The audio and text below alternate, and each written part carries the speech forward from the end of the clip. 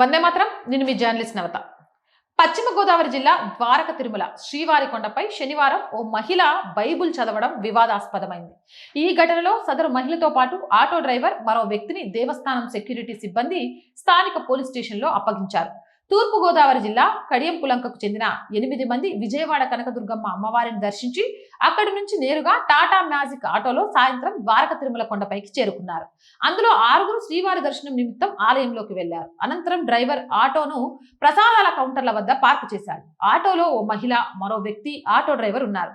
సదరు మహిళ ఆటోలో బైబుల్ చదవడాన్ని అక్కడున్న భక్తులు గమనించి ఆలయ అధికారులకు ఫిర్యాదు చేశారు. ఘటనా స్థలానికి చేరుకున్న దేవస్థానం సెక్యూరిటీ సిబ్బంది ఆ మహిళను, మరో వ్యక్తిని, ఆటో డ్రైవర్ ని పోలీస్ స్టేషన్ లో అప్పగించారు. ఆటోను సైతం పోలీస్ స్టేషన్ కి తరలించారు. పోలీసులు విచారణ చేస్తున్నారు. ఏం చేస్తారు?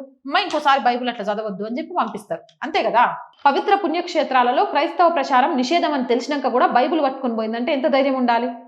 అందులో చిన్న తిరుపతి అంటే మామూలు విషయంలో కాదు, పెద్ద తిరుపతి అంటే తిరుపతిలో వెంకటేశ్వర స్వామికి మొక్కుకొని చిన్న తిరుపతిలో ముడుపులు చెల్లించి వచ్చాడు. కానీ చిన్న తిరుపతిలో మొక్కుకున్న ముడుపులు ఖచ్చితంగా చిన్న తిరుపతిలోనే చెల్లించాలి. అంత పవిత్రమైన పుణ్యక్షేత్రం అది. అక్కడికి బైబుల్ పట్టుకొని వచ్చి ఒకటి చదవగలిగింది అని అంటే ఈ క్రైస్తవ మాఫియా ఎంత సిగ్గు తప్పింది, ఎంత విచ్చలవిడితనంలో ఉంది అనేది క్లియర్ గా అర్థం చేసుకోవచ్చు. అవునంటారా కాదంటారా? మీ అభిప్రాయం ఏంది? కామెంట్ సెక్షన్ లో పెట్టండి. అండ్ రోజు చెప్తుందేనండి, our group of channels, our voice, our political, our Samskruthi, 3 మన channels. So please subscribe our channels.